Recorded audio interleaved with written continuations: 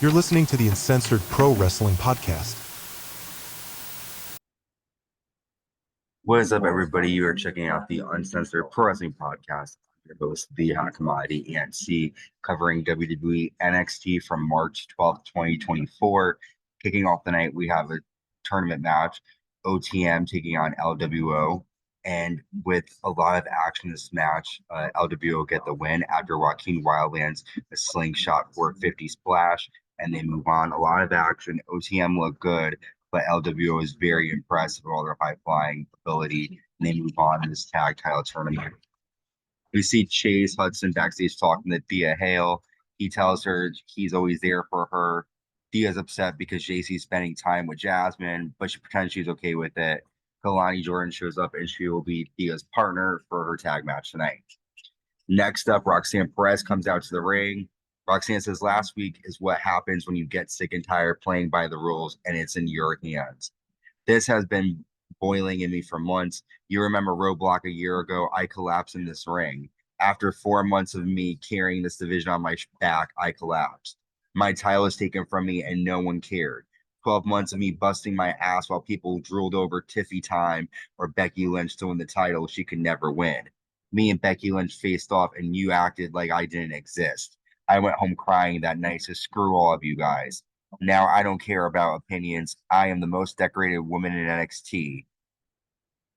At Breakout, I won the Breakout tournament, Iron Survivor, the women's tag titles, the women's championship. I won everything. After Vengeance Day, I thought Lyra would apologize that people screwed over our match. Let me give you a rematch. The only way I would get what I deserve would be to do it my way. NXT Universe reminds me of little Roxanne Perez, naive and confused. I don't need anyone's approval. 1 year later, you're the one thing. You're taking that ride in an ambulance. That pain isn't from your arm. It's your title being ripped from you and brought to you by me. They should award it to the woman who never lost it.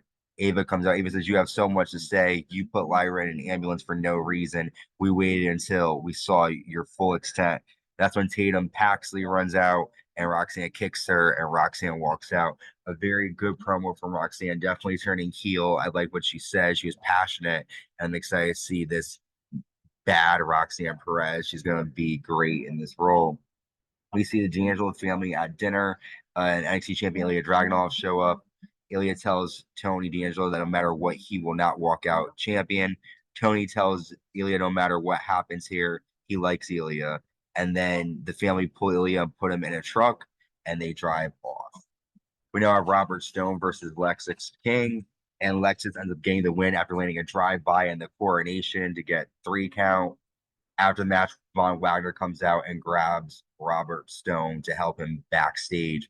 Lexis King getting a win. I hope they give him more of his father's character, but I feel like they're not going to because Lexis himself has said he didn't want to lean that way. Backstage, Dijak confronts Oba Femi, and then we have the NXT North American champion Oba Femi defending against Brooks Jensen, and Oba gets the win after a suplex toss twice and a power bomb twice. He defeats Jensen here. Josh Briggs comes out during the match, and it looks like Oba will be taking on Josh Briggs soon. We go back to D'Angelo's family. They have Ilija by a bridge. Tony tells him he can't go into his restaurant and not go unpunished. This is about the NXT title. You got power, but not like this. You have a nice walk back. Ilija says the one thing you'll find out about me is I always find a way. And they leave Ilija there on the bridge to walk back. Interesting stuff. I like how they're making the connection because Tony D'Angelo is the Don of NXT. Of course, we're going to have him doing weird mob stuff, but fun stuff here. Next, Arianna Grace defeats Gigi Dolan after Gigi low blows her, and now Gigi will have to go under the guidance of Arianna. Interesting stuff there. Then we see Kalani Jordan was attacked backstage, so she cannot team up with Thea Hale tonight. But we have teaming up Kiana James and Izzy Dane. They're in the ring, and Thea Hale comes out, and Fallon Henley ends up becoming Thea's partner. But Kiana gets the win after hitting Thea with the bankrupt. After Thea cries, asking what happened between her and JC. I thought we were friends. I changed myself for you. You're rotten. I'm a loser to you. The old Thea Hale is back, bitch. And then Thea runs around the ring like a crazy woman, and JC walks off pissed with Jasmine. So yeah, Thea Hale is back, I guess.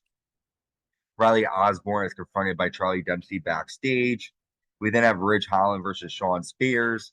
During this match, Shawn slaps Ridge and tells him to slap. He slaps him and tells him to let him out. Ridge chokeslams Shawn through a table. Ridge grabs a chair, but the ref takes it, and then Shawn nails a C4 onto a chair to Ridge Holland to get a 3 count. It looks like Shawn Spears wants to have Ridge Holland be under his guidance, and it looks like these guys will be teaming up soon. We have our closing segment here. Trick Williams comes out.